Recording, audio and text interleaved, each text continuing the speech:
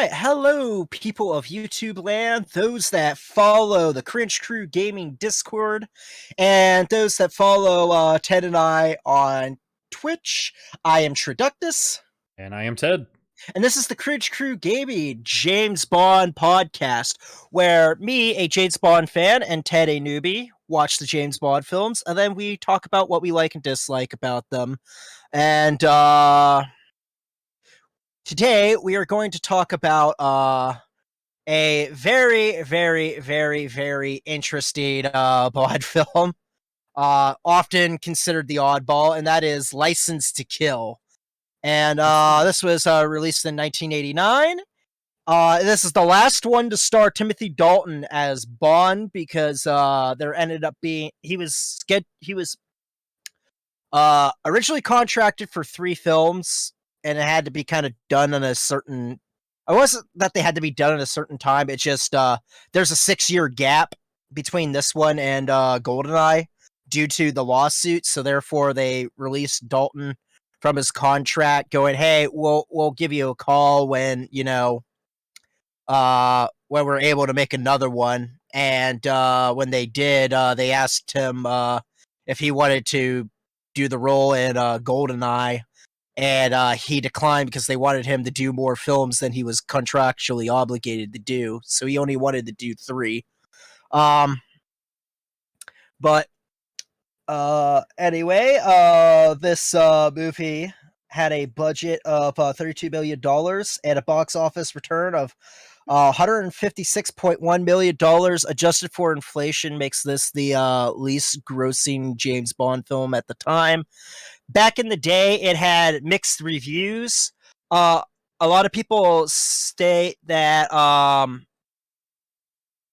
one of the reasons why this didn't do that well in the box office is because it was released during the summer, and it had to contend with like a lot of like summer box office movies like Lethal Weapon 2, Ghostbusters 2, Indiana Jones and the Last Crusade, and Tim Burton's Batman. And this would be kind of like, if I remember right, the last time that they decide to release this during the summer. They traditionally try to release them more in the fall or winter time, so that way they don't have to do a lot of competition. Sure. So now, with that background, we'll probably go into... Before you get too deep, Stallman, I just want to highlight that this is the first video we've put a counter on Stallman. You can see it there below his camera. He doesn't know this yet, but the counter's currently at 29. What?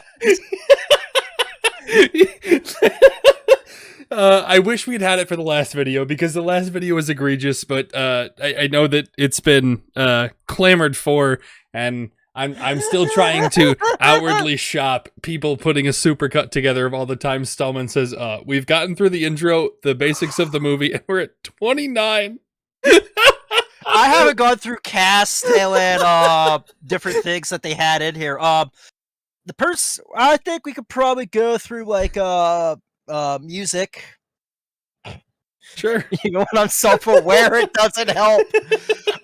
Initially, also, the fact of the matter is, John Barry was not available to do the music on this, and unfortunately, like I said, Living Daylights was the last time he would do music for the Bond films, because he would be unavailable after that for various reasons. But this one specifically was he had to have throat surgery, so they brought in Michael Kamen to compose and do the music, and John Glenn, the director, with this being his last movie out of the Bond films as well, picked Kamen because he was the closest thing that he thought he could get to John Barry. Initially, they were going to have Vic Flick who played lead guitar in the original 007 theme on Dr. No. And then they were thinking about having Eric Clapton to write and perform the theme to License to Kill. I'm glad that they didn't, because despite me personally liking Clapton and Creed, and like the Blues Breakers, Derek and the Dominoes, Blind Faith. I don't like Clapton solo, and I personally don't really care for Clapton as a human being for Fair. various things that you can look up online. Um, so instead, they ended up getting Gladys Knight, and she was very, very shocked that she was asked to do a James Bond theme, and was very excited and loved the fact that she did that and would continue to actually add this song to the repertoire. Spoiler alert: this song slams. They also had to pay um, um, royalties for the people that wrote the theme for Goldfinger, due to the fact that it borrows the horn section from that, like in synth form. Um, guess with that we'll go with cast. Um, before actually first I need to actually mention this. This is the last time that Maurice Binder actually does the uh opening title sequence, and is also the last time that Richard Maybaum does the screen writing on this. So this is kind of a huge like end of an era for like a lot of things. Now I can finally get into cast. Obviously Timothy Dalton as James Bond. We have Carrie Lowell as Pam Bouvier, who is one of two main Bond women. She is known for being ADA Jamie Ross in Law and Order. So there's a lot of people in this that are very familiar, where you're just like, I know them from somewhere, and then you kind of look, you're like, oh yeah, it's them. Such as Robert Davi as Franz Sanchez, the main villain. He is known for being Special Agent Johnson in Die Hard. He's also known for being one of the Fratellis in the Goonies, Jake Fratelli. Goonies And, never say die. and Chief Phil Heineman in Predator 2. And if you also watch the shitty movie Showgirls, he is strip club manager Al Torres.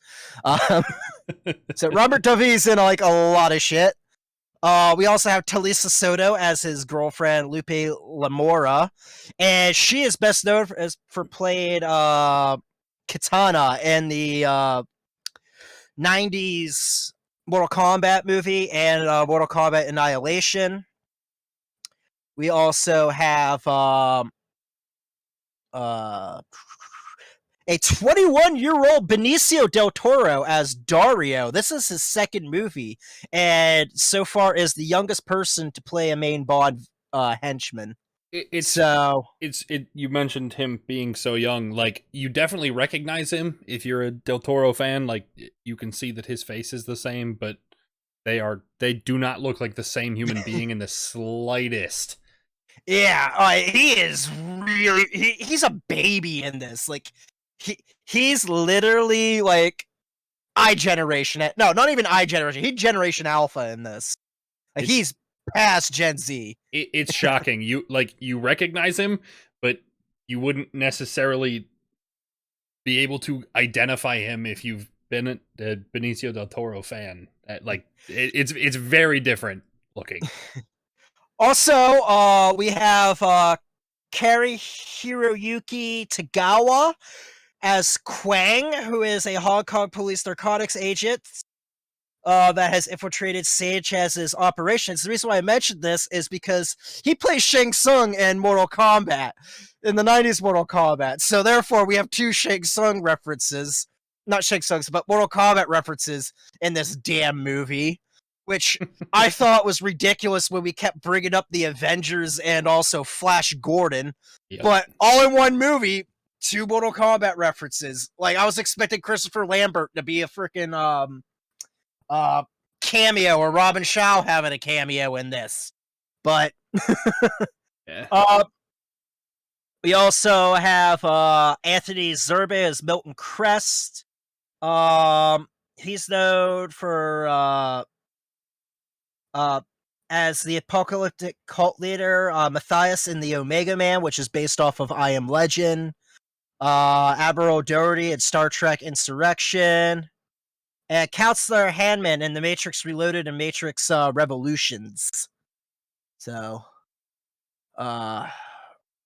also making his return as M is Robert Brown, which is the last time that he is M. Carolyn Bliss as Moneypenny, last time she's Moneypenny.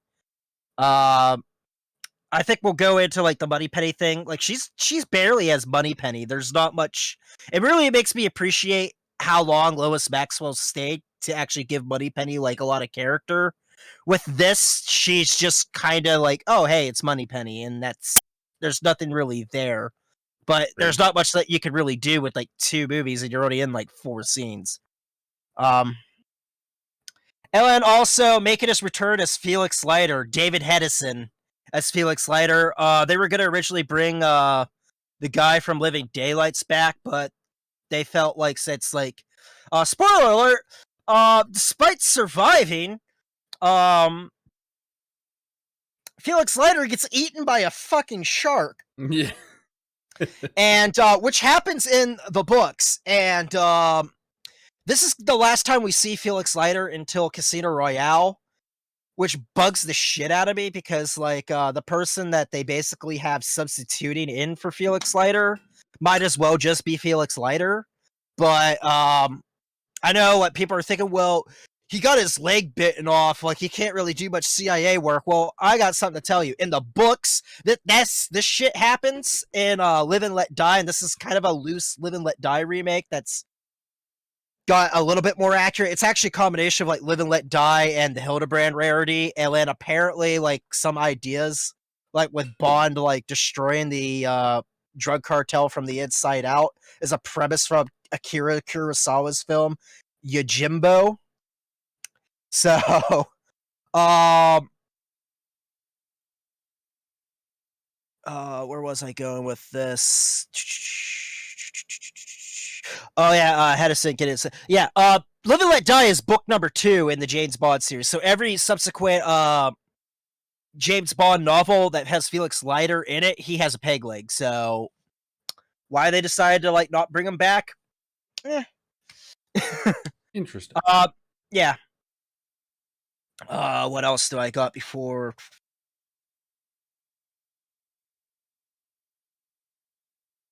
I didn't mention Wayne Newton, did I? Not yet. Yeah, Wayne Newton's in this as a cult leader, and that's all I really got to say about it. Until we get to like likes and dislikes. This is kind of like a middle thing, you know, for me. But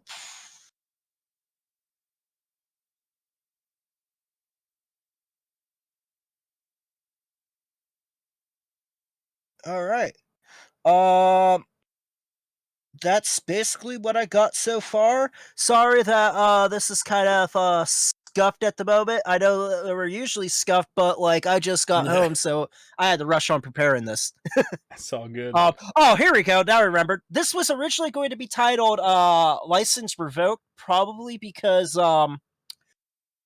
one, obviously Live and Let Die was a title that's used, and the Hildebrand rarity doesn't sound like that great of a title, despite that Milton Crest is in this movie, and he's the villain in the Hildebrand rarity.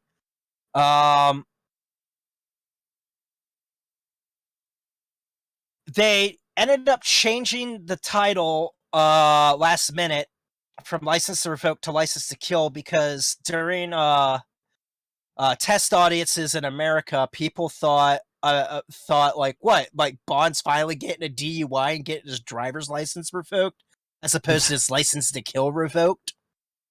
So they're just like, oh shit, we gotta change the title now so that way we don't get made fun of. So they fucking Americans had it License to Kill. Although I kind of like the title License Revoked better than License to Kill, but it is what it is. That being said, we're gonna go into likes and dislikes. Not sure what we're gonna go with first. If you don't mind, yeah, your thing first. Right, I kind of just want to start with some observations about the film that don't necessarily fit into likes or dislikes, just more things that I noticed about this movie. I guess the first observation I have is that, like, several characters in this movie just felt overdone as Americans, right? There were some Southern accents that felt way Southern. There were accents of characters from the same place that didn't match. Stallman already mentioned that, like, part of the reason for the title of the film was, like, screening it to an American audience, that it felt weird that they were placing it in on an American-based theme. I will mention this, like, the change of the title kind of like last minute actually prevented them to really promote the film as much as they probably should have, which also probably led to, like, the lack of box office that it came in. It just felt weirdly American-centric. Like, a lot of pieces of this film were centered around an American audience rather than a British audience or a global audience, as I've felt in the past. It just sat in a very different place than previous films, which I thought was of note. Not necessarily good or bad, just notable. Yeah. And like I said, this had mixed reviews. Like, a lot of people didn't really care for, like, and I'm not sure. I think me, like, saying, like, this is kind of a valid criticism, but it doesn't kill the movie for me. It's very kind of, like, non-Bond like. Like, there are Bond elements in it, and then also towards the end, but a lot of this isn't, like, borrows heavily from, like, action cinema at the time and doesn't feel very Bond-like. Yeah. And this movie still gets crap for that, because they're more mixed, but it's more positive now, probably because, like I said with, like, George Lazenby, like, a lot of people have been warming up to, like, Timothy Dalton's portrayal of the character because of how successful Daniel Craig has, and it seems kind of like a lot of things are kind of prototypes to, like, Daniel Craig's portrayal. But we'll get into that when we actually talk about Timothy Dalton as a whole. Yeah, I think that's a decent place to transition into dislikes if you want to do it in this order.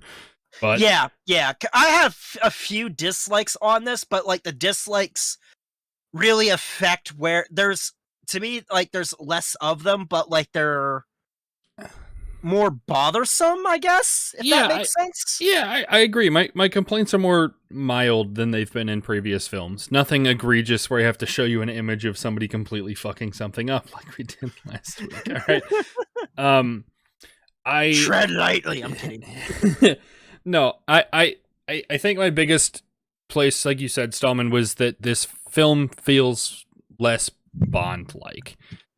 I know that in 16 previous episodes that, like, I've complained that the Bond formula is too strict to itself and every movie could essentially boil down to the same thing. This one felt like they were taking it. You mentioned Lethal Weapon earlier, and I guess I get it, but, like, almost equally like one of the spoof movies of Lethal Weapon. Like, it just kind of felt like it was like an 80s cop drama, not like I was watching a Bond movie. It was the music, the pacing, the camera shots, that just everything made it feel like I was watching a bad 80s cop film, and not a Bond movie. There was no espionage, there was no spy work, there was no, like, I mean, there kind of was, like, with, like, some undercover stuff, but, like, even then, I have a point for dislikes. But, yeah. Like, one of my dislikes one of my likes rather than the dislikes, was the way Bond went rogue. I'll get to that later. Part of that complaint for it feeling like an 80s cop movie was the camera work, especially at the pre-title sequence. I obviously I have my shtick on cinematography and wanting to watch it as a piece of film, and, considering it a piece of art. As an overall whole, I didn't have so many complaints about this movie. Like, it just kind of felt neutral. There was nothing significantly positive, significantly negative. The one thing that I will say is that there were several points in the movie.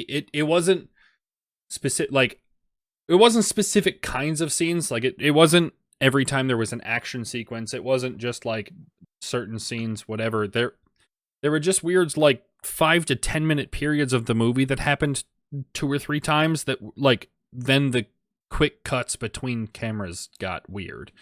The most notable one was the first time that the Bond woman, like, saved Bond's life, however you choose to define that after having watched the movie, where like, it quick cut to a shotgun under the table, but, like, if you had only been half paying attention, you wouldn't know who was holding the shotgun or who got shot or how the scene played out. You just kind of saw the 2 people you knew were supposed to survive at the end be okay after a shotgun blast in a casino. Like, there were several points where the cuts between camera, the way that the things jumped, was weird, and every time it happened, it was just in a 5 to 10 minute stretch. There was this window of every jump cut's gonna be weird, suck it up. It almost felt like there were 2 directors, where one director was directing the main storyline and one director was cutting in for 10 minutes at a time for 3 or 4 different opportunities. It sat very bizarre. Yeah, and when we actually probably, like, near, like, the end of this, when we were actually talking about John Glenn and comparing it to others, I actually do have kind of some gripes with his directorial thing over around, just because of inconsistencies. Sure. Like, because, like, there's 2 people that I can think of that he kind of reminds me of in directing, and I don't want to spoil that right now. Yeah, but, sure. like, I think it's very valid, because there's, like, a lot of things in this, like in other previous films, like, there's a lot of things that are done really well, and there's other things it's just like, you did this very well. Why are we slipping up with this? Absolutely. Oh, excuse me. Absolutely. Yeah. Are you done with your dislikes, or I have a couple smaller ones. All right. All right, so not to keep a weapons trend, and obviously this is much less egregious than it was last week. I had an issue with people counting bullets. Weirdly enough, most times that I have an issue with that is people fire far too many. This movie, I found a couple instances where it was far too few. Like, well, I fired twice and suddenly I'm hearing the clicking. Like, running out of ammo is I give them credit enough that, like, yes, at some point you do in fact run out of bullets. Like, proud of you for understanding what that looks like, where the gun goes click and nothing happens. But it's weird to me to only have seen 1 or 2 shots fired and then we're empty. Like, that's not typical. Yeah. That honestly, that's just breaking the mold, John Glenn. We're gonna have too few this time. Yeah, it's a very minor, like, complaint, but it was notable that it did happen more than once. I thought Q fit into a very weird role in this. I don't even know that I want to call it bad, but it was just kind of weird, right? So I mean, like, it's not bad, but, like, it's cool that it's like, wow, despite all the bullshit that he kind of puts Q through, it shows that Q actually cares. But at the same time, it's like, it's weird that he is helping, Yeah, and it's weird because, like, part of the plot line of this movie is that Bond goes rogue. He breaks himself away from the government. I'll get more into that in likes, but needing the assistance, Q just kind of comes on his own, which indicates that Q is going rogue too. And everything we've seen in previous movies is that Q is not only completely done with Bond's shit, but also, like, just kind of good at his job. Not necessarily, like, being interested in gadgets, just kind of like, I want to help this mission.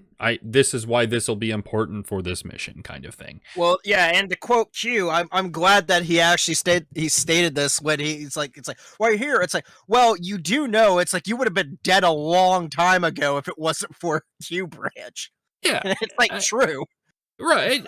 Like, I think it's fantastic that the way this movie was written, if you were to look at this as an independent film rather than as a part of a series, like Q played Yeah, a really vital role. I thought it was really cool, but I also recognize that like it's kind of shitty that everything Q's character has been developed to be was broken so that Bond could get more gadgets after he disavowed his government. I like yeah. it really sat in a really weird place.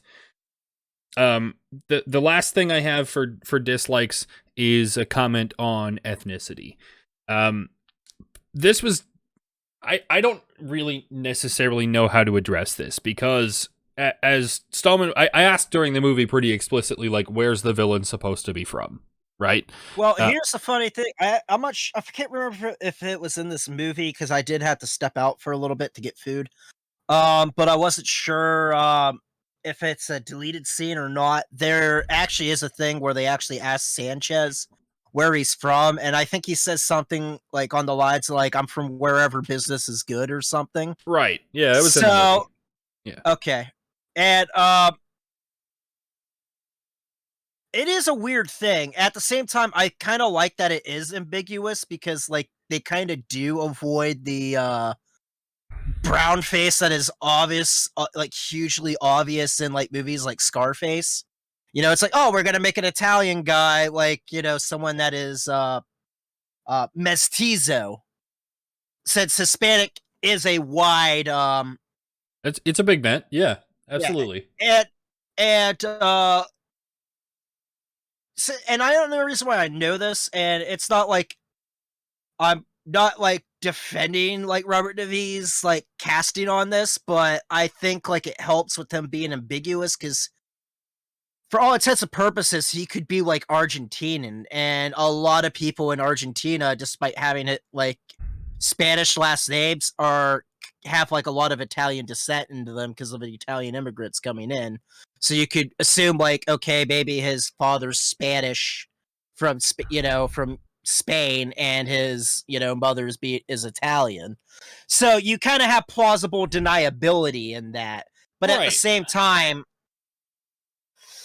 I she's speaking in sort of like a Cuban type of right. accent and everything, so it's So kind of far fetched, the, but the biggest place that I noticed it was that accents between the villain and henchman didn't necessarily line up, right?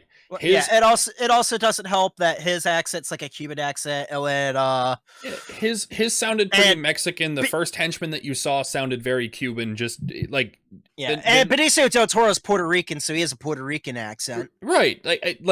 There were, if you're looking for it, or if you're familiar with the Spanish language or around Spanish speakers, like it's pretty clear that like their accents don't line up. The place that they're from is not the same.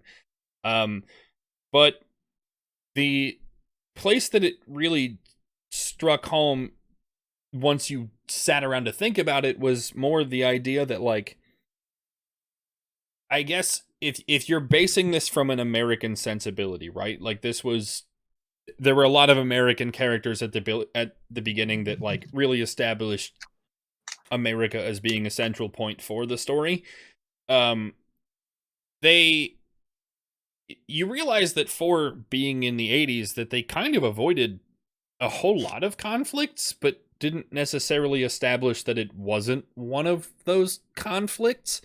Right. Like, obviously, there was the issue with the Cubans. For the whole Russia issue, Cuba obviously got involved. It's why Americans still have an embargo, right? So, like, Yeah. it could have been a Cuban problem.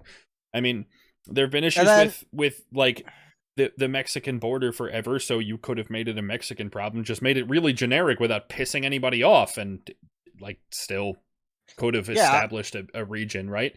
There was also the issue that Stallman mentioned with drugs and the Escobar in Colombia. Colombia, right?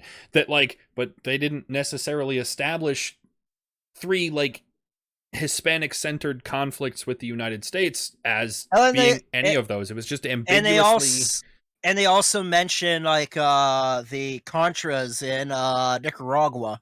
I had forgotten that, but yeah, Yeah, with absolutely. Like they really like could have put it into several different Hispanic centered conflicts with the United States, and never gave it a home, Uh, never gave it a voice. yeah. Apparently, the Republic of Isthmus is based on Panama, and there's a lot of similarities between Manuel Noriega for like the president of that, and Sanchez basically being based off of um uh Escobar. well, Escobar and actually the general of Panama at that time, Okay. being de facto ruler of Panama, despite not actually, having the title of president. Okay. So that makes quite a bit of sense, and it's kind of crazy to think like, wow, we all know about Escobar, but there's other places where this happens all the time because there's money to be made. Right. Like, And in the grand scheme of things, they could have just like established him as some non-conflict country, like, hey, he's Chilean, right? right. And they could have avoided all of those conflicts while still giving him an origin. It felt very weird that there were people very clearly from different places, Yep. and they didn't establish any of it Yep. when the U.S. was involved in so many things. I would like to do one disclaimer just to like cover our asses on this. We're not saying that there wasn't any conflicts in Chile. He just mentioned a country out of nowhere. Right, like we're Americans. We suck at world history. Yeah, American Chilean conflicts. I mean, like just to have established it in the United States, and then with the Americans having so many issues with so many places in a Latin American world, that like it was weird to not. In previous films, they had established that, like, hey, we made it this non-existent country because we didn't want to piss off this guy. Or this leader. They've also done like, hey, it's very distinctly this country so that there's a base of origin. And this one, they just kind of avoided both. They did neither. And I feel like that could have made tensions weird for the things that did exist. That's my only point. Because they did do like a their own like a made up place, but at the same time, like it was obviously in this certain region. And I think the ambiguity of like where it's laid at, because even though it's based off of Panama, like the colors of the flag were very like Central American, like Honduras or Nicaragua, which makes it a lot worse because if I remember right, we didn't really have that many bad tensions in Panama itself, but we sure as hell did in Nicaragua and Honduras and all. And all the many coups that are down there. Even in the films with Spectre, I mean, like, the British didn't necessarily have an issue with Russia during the Cold War, to my knowledge. Like, it wasn't a big global thing. Again, American-centric, so feel free to correct me if I'm wrong. But in those, like, to identify Russia as an issue where the British at the time may have, like, identified that Russia could potentially become an issue, so it feels realistic, without causing conflict or referencing an existing conflict, felt like it gave a base of operations for the villain. And in this one, they're just like, hey, Hispanic, haha, but you don't know that it's necessarily referencing a specific problem. And it's also not like diffusing any of the existing problems by picking like a non-involved country. It just sat in a really, really weird place. I agree. But I think that's it for me for dislikes. If you kind of want to hop into that, and then feel free to transition into likes as well. Yeah, all right.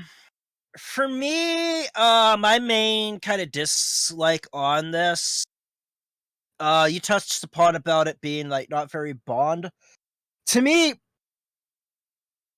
I like the fact that this is very character based, as in like we really get to see Bond as like a person. So it's more like, and you really see like a lot of Bond from the novels into this.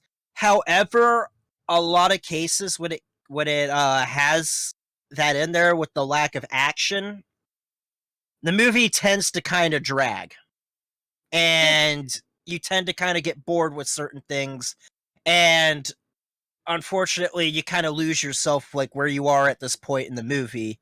Like, how long is there to really go? And the only reason why I knew where I actually was that I remember how the film went kind of distinctly, Right. roughly. Because like when they got to like the drug processing thing, I was just like, all right, yeah, this is definitely near. We're at the down half of the movie, but I'm just thinking like, well, Ted and Haley aren't gonna know that. They're gonna think there's like a whole bunch of shit afterwards. Which there was, you know. I also thought like the action scene at the end had a little bit too much in it. As in like the tanker like on its side, like on like two wheels. I thought that was fine and everything, but then have like the 18-wheeler do like a pop a wheelie. I thought was a little ridiculous of having both those stunts, if that makes sense. Yeah, and in ways that like became unrealistic because of the sequence of events. Yeah. They definitely drew on it trying to create more action than was written in. I agree. Um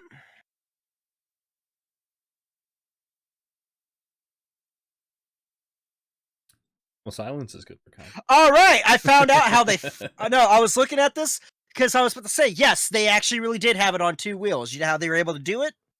Cables, probably. No. They had an extra steering wheel for balance.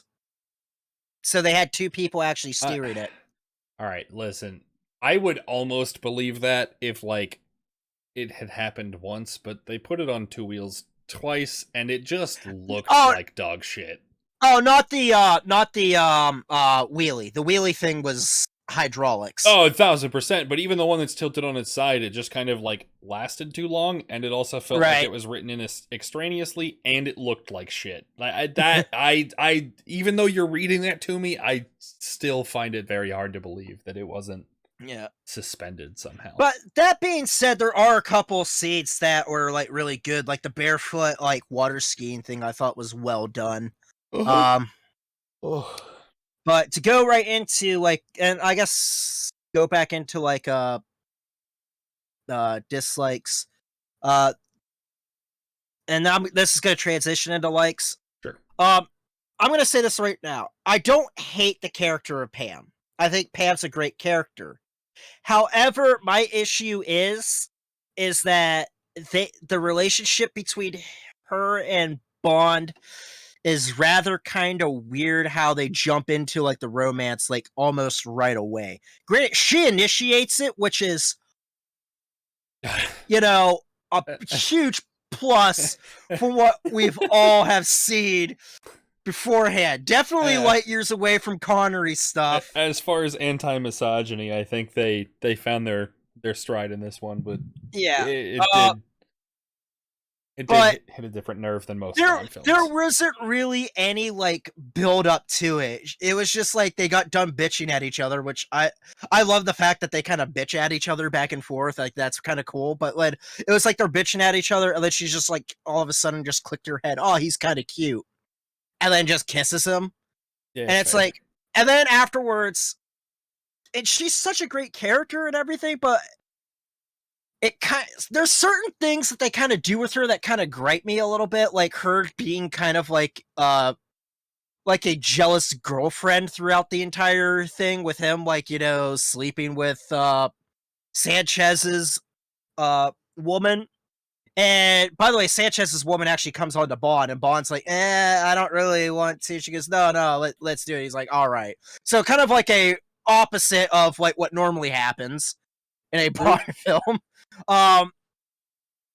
And it's kind of like that kind of comes out of nowhere a little bit. It's kind of weird and awkward, but like I can sort of buy it that, you know, she falls for Bond, and also Bond ends up falling for her, you know, near the end. But also the fact that there's also certain parts, like despite giving her like, hey, she was a ex-army pilot. She's very adequate and knows how to do her job, but at the same time, she has like little fuck-ups that make her seem kind of stupid. Yeah, they definitely like wrote it too hard for Bond to be the main character and not to be a tag team effort. Like they gave her all of these credentials and then she messed up on the things that she should know how to do. It's that weird. And also, my last grab, some of the dialogue in this movie is kind of bad, especially like I'm not gonna really like harp on Benicio del Toro too much because like this is his second movie and most of his lines of dialogue are great, but like his like death where he just sees like he does he does really well like laughing and acting at that part, and then he says the worst line ever. He goes, "You dead," and then uh Pam just goes, "You said the words right out of my mouth," and it's like really bad, stereotypical 80s cop movie type of shit. And it's like, ugh. And it's stuff like that that gets really cringy and takes me out of the movie. Before you get into likes, I said like it felt like a Lethal Weapon spoof, and I finally remember the name of the title. It felt closer to Naked Gun than it did to Lethal Weapon. That's where I'm sitting. At least you didn't say Loaded Weapon, because that movie's fucking terrible.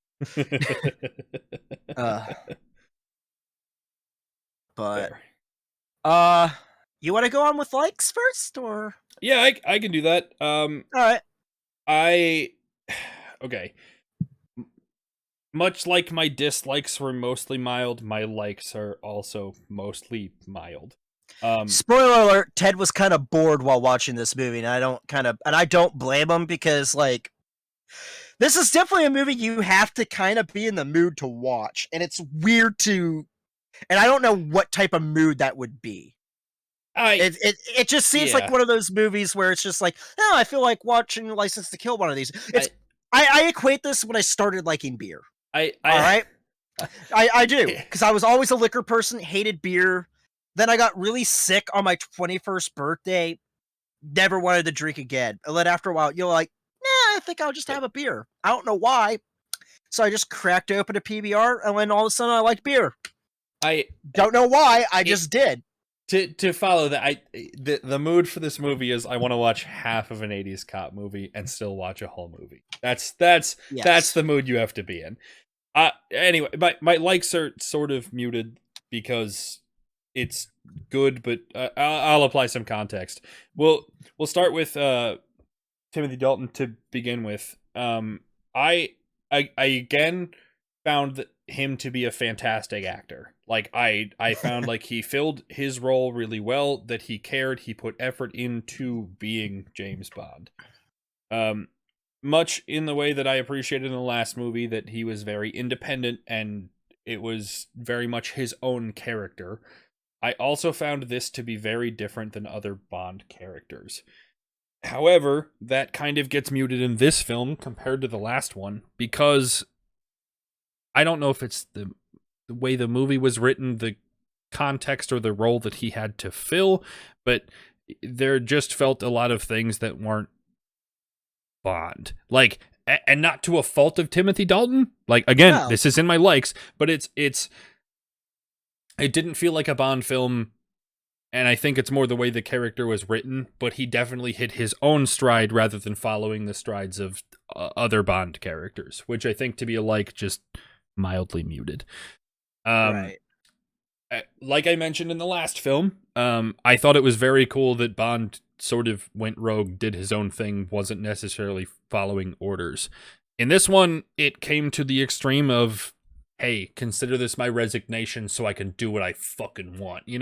Like, again, pretty cool, but I also think that it ruined parts of the subsequential plot. I mentioned Q earlier fitting into a weird role. Yes. Like, obviously, Q fits a whole lot better into the role, providing gadgets to a British spy if he hasn't resigned from being a British spy. I think it would have helped if it was kind of like if it was like on Her Majesty's Secret Service, or in The Man with the Golden Gun, if M was actually in on it. Well, this one, M's very much not in on it. Yeah, it very much broke away from the fact that, like, working for the government, right? He genuinely, like, in this movie says, consider this my resignation, which you'd think would mean disassociating himself from all of the resources provided by the government. And then it's like, yeah, but wouldn't it be better if he had a Q gadget? it just, like, you cut out there with me. Yeah, it sounds like Sounds like your internet's dying, my guy. Ooh, The internet's hard dying. Anyway, I'm gonna continue with likes and hope Stallman catches up. It feels like you sit in a really weird place when he disavows the government and still somehow manages to get government resources. I think that like it's very interesting for him to still gain the benefits of being James Bond while trying to discount himself from being James Bond. Stallman hasn't caught up, so I'm gonna pause this. Hold on one moment. all right. So I guess the last thing that I have on likes is, I know I mentioned it for dislikes, but that it is an 80s cop drama, right? If I guess if I'm going to watch a Bond film, like to this point, we could have watched just about any of them, and it would have given you a Bond experience. Obviously, some better than others, but like Moonraker, right, but you could always count on a Bond formula, and I guess that like some element of espionage, some element of smartassery, some element of good guy gets it done at the end of the day, and for this one, they're Lethal there, Weapon, but they're not there enough. That's the issue. And I think they're so minor compared to the other vibes that you get. I mean, like I probably said the word 80s cop drama enough times that like if take a drink every time Ted says 80s cop drama and you were shit-faced, right? But like there were other overarching themes, I guess, of the movie. Take a drink every time I say and you're dead. Oh, you want to know what your count is already, or I feel like you don't. But anyway, my point with that is that like if you wanted to watch two movies, you wanted them both to be Bond films, but you didn't want to watch the same movie twice, I think it's kind of cool that you could jump into this one and get a very different experience than what you've gotten in every other movie. It's a weird way to have a like about a Bond movie not being a Bond movie, but honestly, like there are positives to it being that way. Yeah, I mean, I agree. My likes is that there are differences. I do like the fact that there are like some stuff that's in there that help drive the plot, because we've seen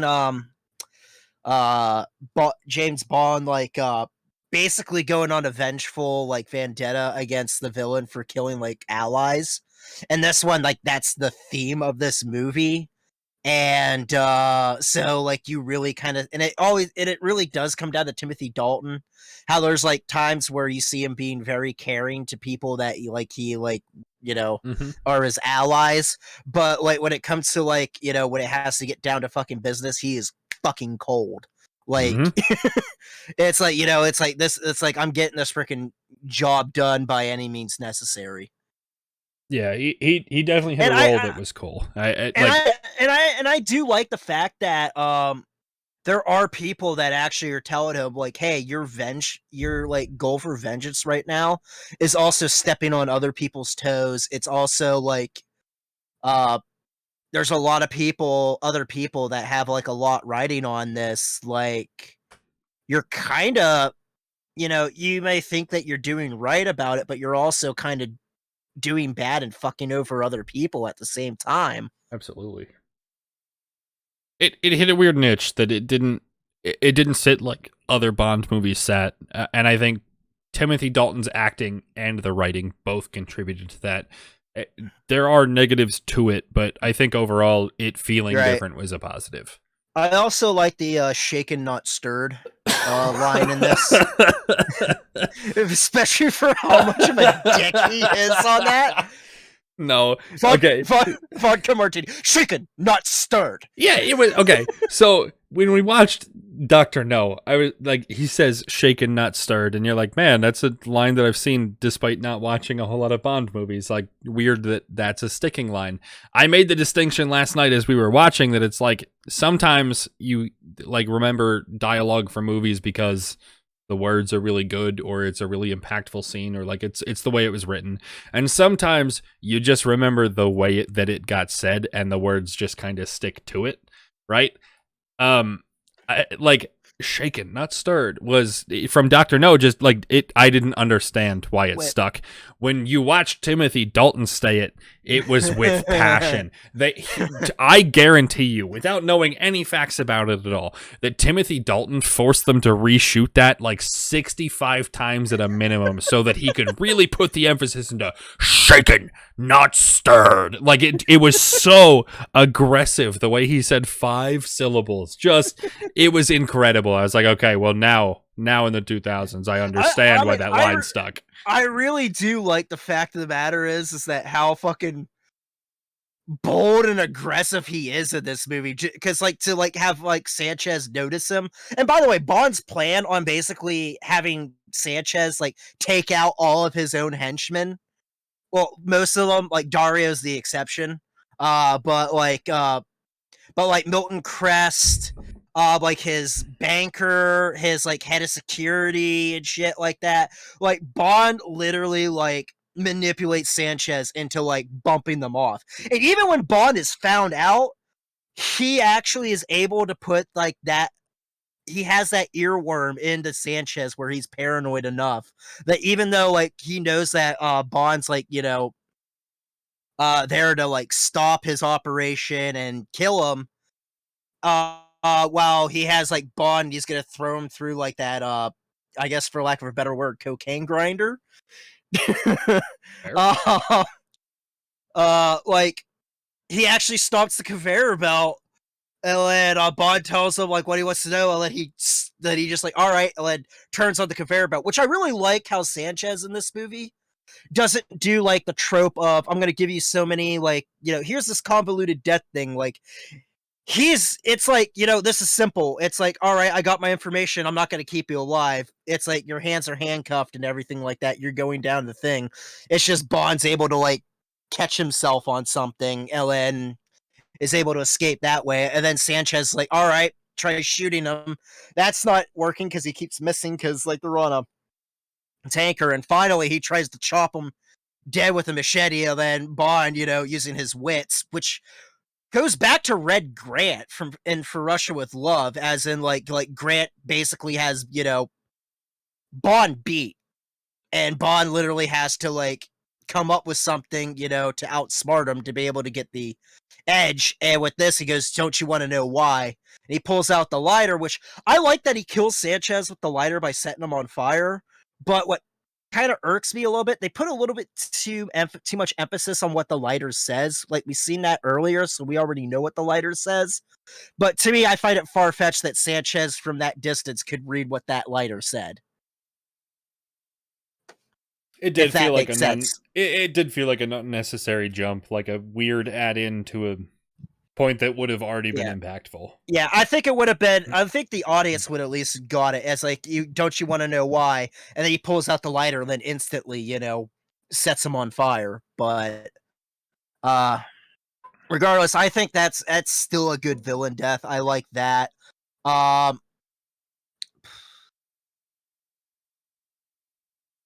there's really not much else I can really say. Like besides that, Timothy Dalton's really good. When everybody has moments of that they're actually really good, even though sometimes the dialogue's a little iffy or the acting's a little iffy. I would agree. Yep.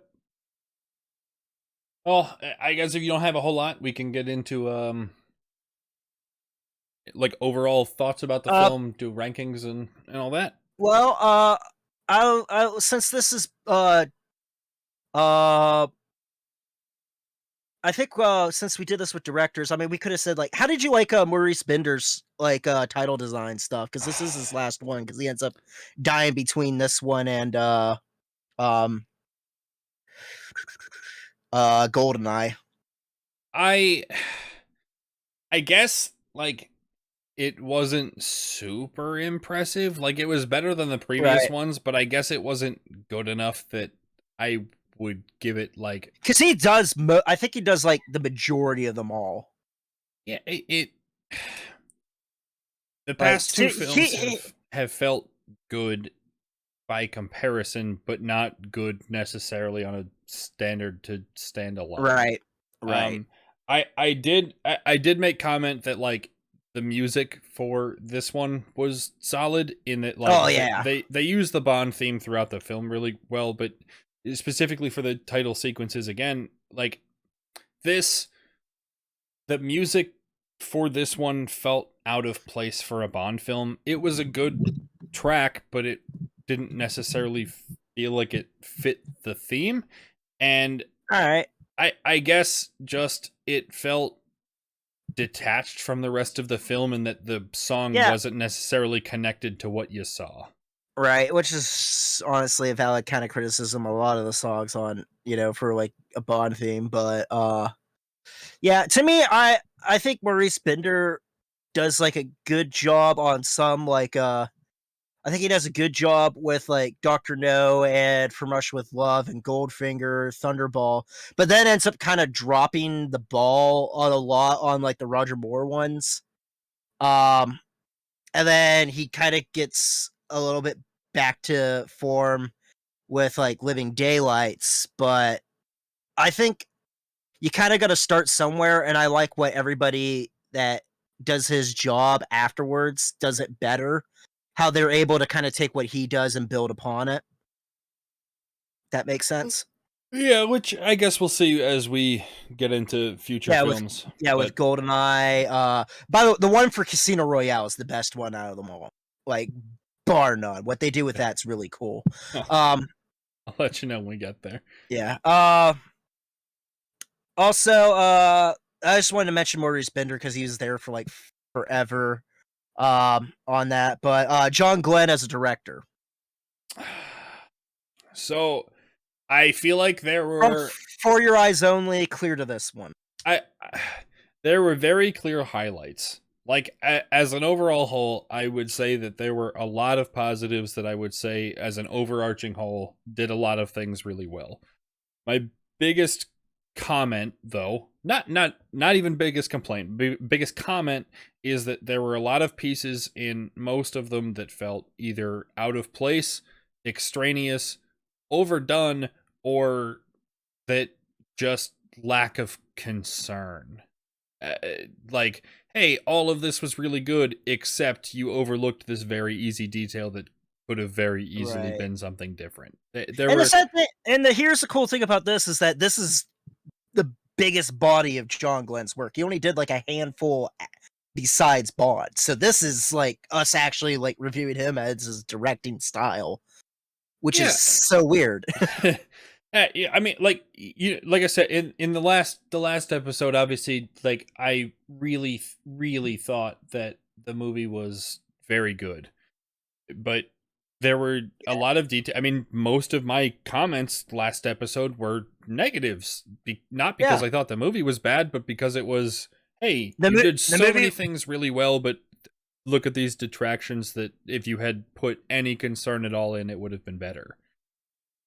Yeah, I agree. To me, I think he kind of there's two directors I think he kind of reminds me of. I know you mentioned Zack Snyder.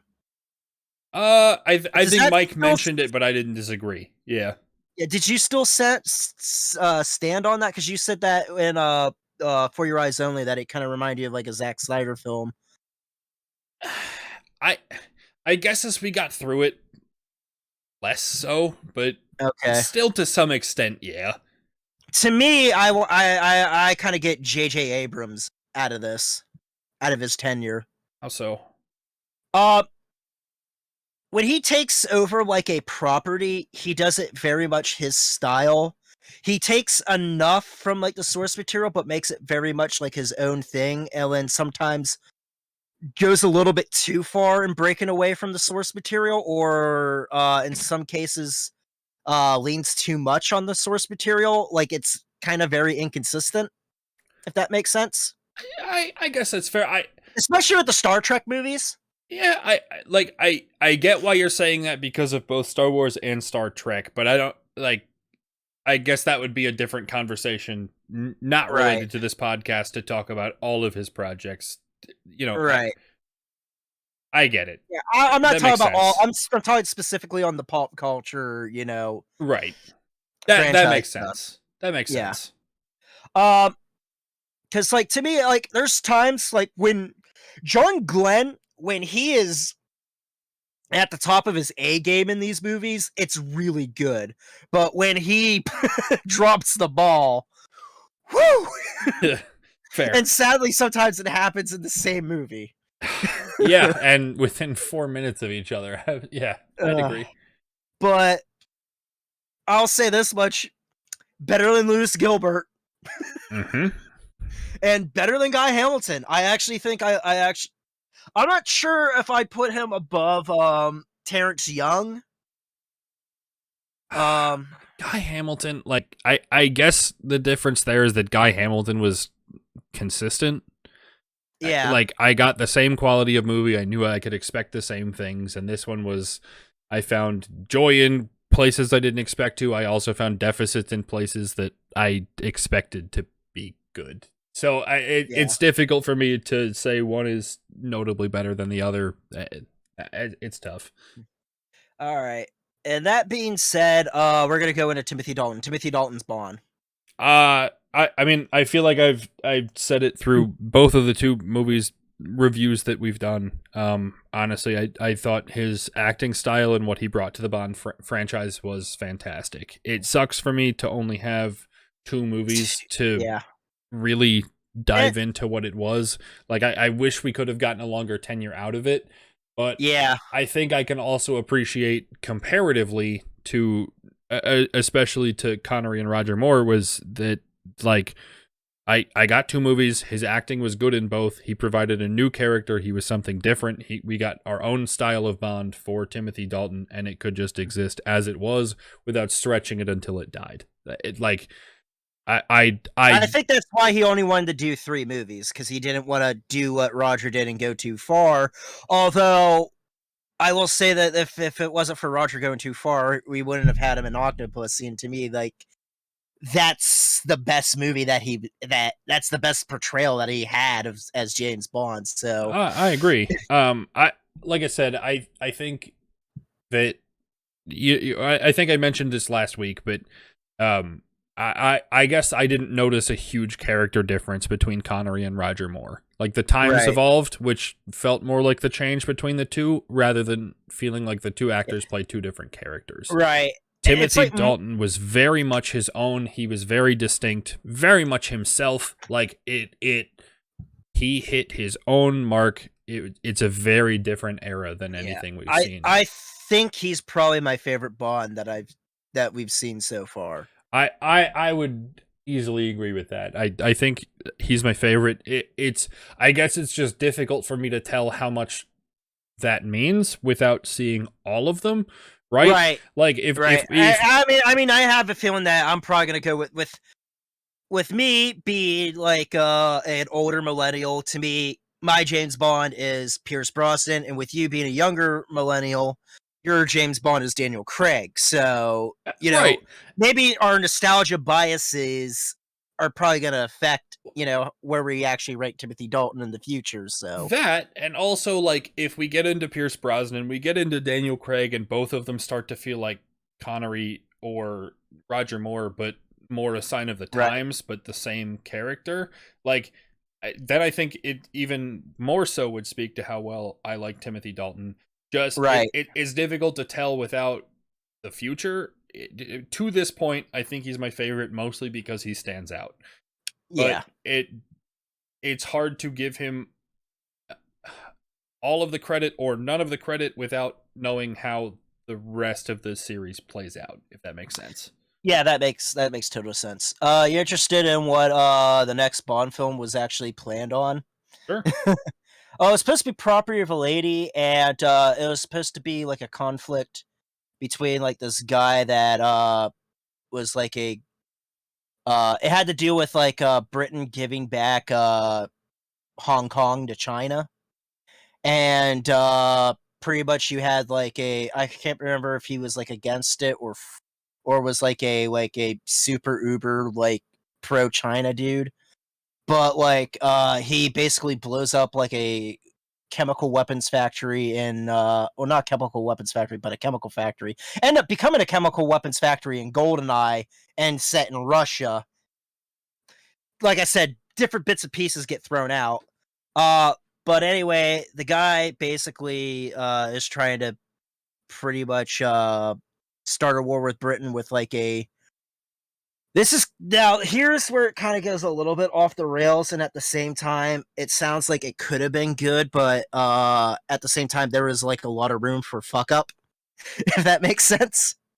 Fair. Uh, they were thinking about like him probably trying to start like a cyborg army, and the main henchman would be like the prototype of that cyborg army. So Bob would be fighting something like the Terminator, if that makes sense. To Interesting. me, I'm thinking at 91 with like Terminator 2 coming out, that could have been like really good, but also seeing Moonraker, you know that could be really bad really quick. Yeah, absolutely fair. But but with like Timothy Dalton really wanting to have his movies more grounded in reality, I have a feeling that he would have like told them absolutely not if it got too ridiculous. Because they had the script done, they filmed a gun barrel for the movie, so like they were ready to go until the lawsuit. Um, So Interesting to know how it would have played out, but we're yeah, running pretty long here, Stallman. So if we yeah. want to get into Uh, rankings, and then we can wrap this Yeah, up. just overall, I like this movie.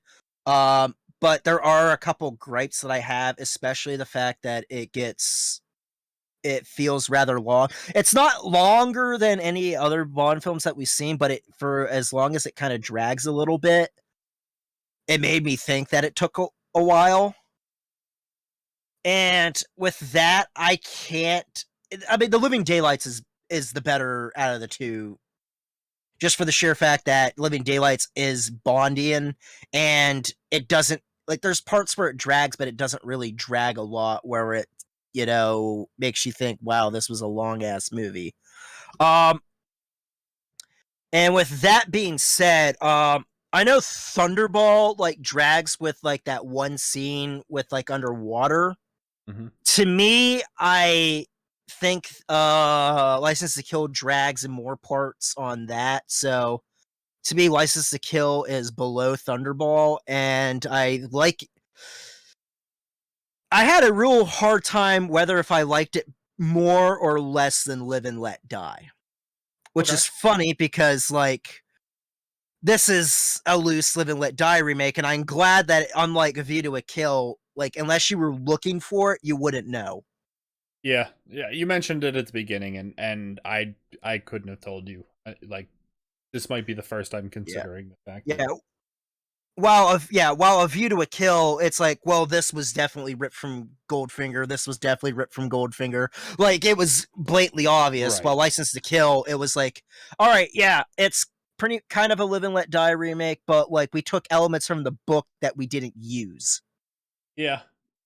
Yeah. and I thought that was rather cool. Um, What's that? Put that for you? Fifth, sixth? I don't and remember. I'm gonna put it up above Live and Let Die. I'm gonna put it at 6 because Okay. I think that License to Kill is a better put together film than Live and Let Die, just because it doesn't have Sheriff J.W. Pepper. Okay. For me, I first I have to say that where I put this continues to leave Goldfinger exactly at the middle, which I'm very frustrated about. But uh, um, Oh shit! This is the first time I have Goldfinger at number 10. You have Goldfinger at number 9. This is the first time we've actually Goldfinger. they've been close together at the very least. But like, Goldfinger went down for me, and Goldfinger stayed the same. yep. So I put this one at 11th. I spoiled this to Stallman right before we started, just because I knew I was going to bounce around on Discord throughout the podcast. But I put this one between You Only Live Twice and Never Say Never Again. Um, my biggest reason for putting it there is just that it sits like Yes. I don't have any major deficits about the plot. I don't have any major deficits about the character or about its watchability. It just everything sat to feel like nothing. We've certainly watched some of these movies that I've sat there and gone, man, that was a waste of 2 hours of my time. And while I don't know that this one was a waste, I also don't know that I got any value. Like, it just kind of felt super neutral. It definitely went below Goldfinger because, again, I hate that I'm using Goldfinger as the reference point to start. It kept you engaged. Right, Goldfinger kept you engaged, and it had a solid plot that was thorough and thought out.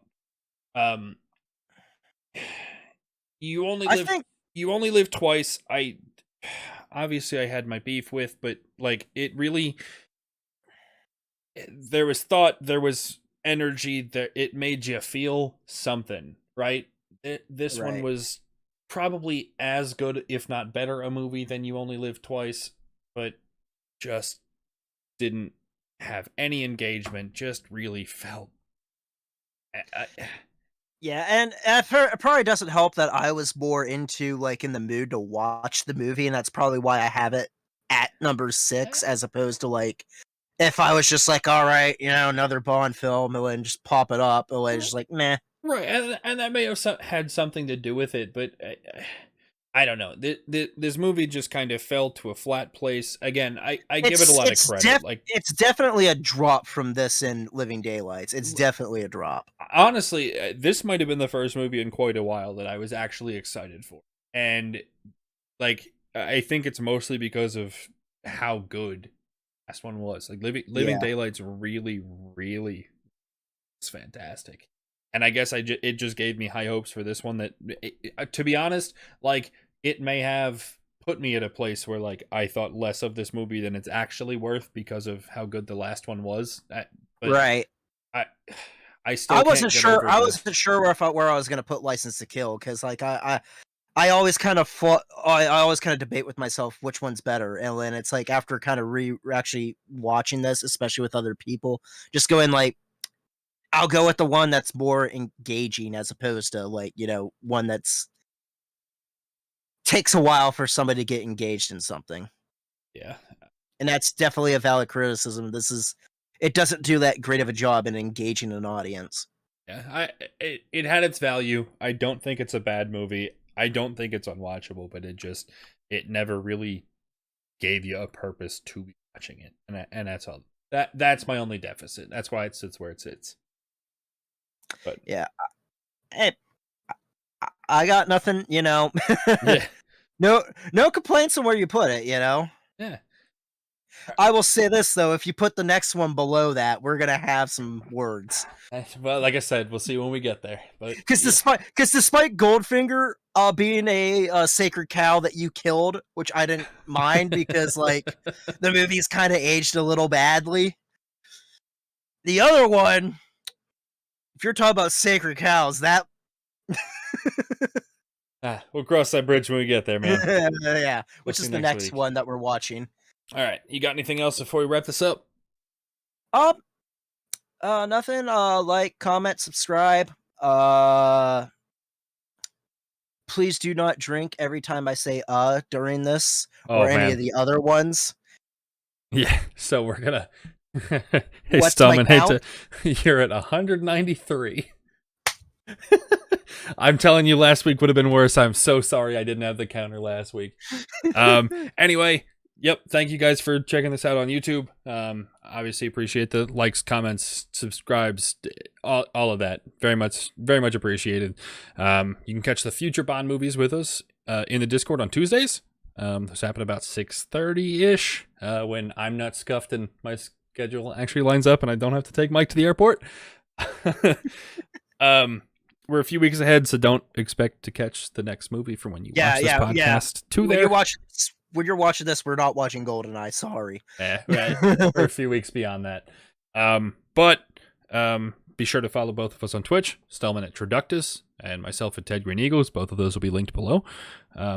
Otherwise, thanks to you guys for watching, and we'll see you next week. See ya.